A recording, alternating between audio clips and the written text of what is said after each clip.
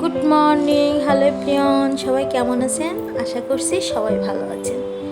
সকালে খাওয়া দাওয়া শেষ করে সবাই সবার কাজে চলে গিয়েছে, মানে মেয়ে গিয়েছে স্কুলে আর কর্তা গিয়েছে অফিসে। সকালে কর্তা ঘুম থেকে উঠে নিচে গিয়েছিল শাক আনতে, তো সে আমাকে শাক কিনে দিয়ে গিয়েছে। এটা হচ্ছে কলমি শাক। দেখুন শাকটা কত তরতাজা। তো শাকটা দেখে ভালোই লাগছিল। এখন আমি শাকটা বেছে নেব। শাক বাছতে অনেক সময় লাগে আর ধৈর্যর দরকার। তো আমি এখানে ডাঁটিটা নেব না, আগার থেকে কিছু নেব। তো শাকটা ভালো করে বেছে নেই। কে কে শাক খেতে পছন্দ করো? আমাদের তো বেশ ভালো লাগে। আর প্রতিদিন সকালে কিংবা দুপুরে যে কোনো একটা শাকের আইটেম থাকলে ভালো হয়। আর শাক খাওয়া স্বাস্থ্যের পক্ষে ভালো। তো আমি যে কোনো শাক কাটার আগে ভালো করে ধুয়ে নিই। তো শাকগুলো ভালো করে বেছে ধুয়ে আমি কিন্তু শাকগুলো কেটে নিয়েছি।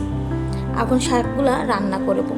তো এখানে আমি সিদ্ধ দিয়ে দিচ্ছি লবণ আর একটু হলুদ দিয়ে ভালো করে মিশিয়ে দেব। শাকটা আমি কিন্তু ঢাকবো না, ঢাকলে কালারটা নষ্ট হয়ে যাবে। দেখুন কতটি শাক এখন কতটুকু হয়ে গিয়েছে। শাক তো কমে যায়, তাই না? তো এখানে আমি বেশ কিছুটা কাঁচামরিচ দিয়েছি। শাকটা একটু ঝাল ঝাল করে রান্না করলে খেতে ভালো লাগে। তা আমার শাকটা সিদ্ধ হয়ে গেছে, এখন আমি বাগার দেব। তো এখানে পেঁয়াজ আর রসুন ভালো করে ভেজে নিয়েছি। এইভাবেই কিন্তু আমি শাক ভাজি করি। তো আমার শাকটা কিন্তু ভাজা হয়ে গিয়েছে। এখন রান্না করব মাছ দিয়ে কলার ঝোল। তো এখানে আমি তেলাপিয়া মাছ ভেজে নিচ্ছি। মাছটা ভাজা হয়ে গিয়েছে। এদিকে আমি কলার ঝোলটা রান্না করার জন্য ভালো করে কলাটা কষাই নিয়েছি। পেঁয়াজ রসুন কাঁচামরিচ হলুদ লবণ দিয়ে ভালো করে কষাই নিয়েছি। এতে কিন্তু কোনো গুঁড়ো ঝাল দেই নাই, কারণ কাঁচকলার তরকারি কাঁচা ঝাল দিয়ে রান্না করলে বেশ ভালো লাগে খেতে। তো এখানে আমার তরকারি ঝোলটা ফুটিয়ে আসলে দিয়ে দিয়েছিলাম মাছ। আর এখন আমি তরকারিটা একটু ফুটায়ে নামিয়ে দেব।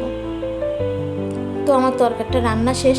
আর এখন অনেকগুলো ভাজি করব, যেমন মিষ্টি কুমড়া, বেগুন আর পটল। তো এখানে আমি সব কিছু ধুয়ে পরিষ্কার করে হলুদ লবণ মেখে রেখেছিলাম। এদিকে কড়াটা একটু গরম হয়ে গিয়েছে, পটলগুলো ভালো করে ভেজে নিচ্ছি।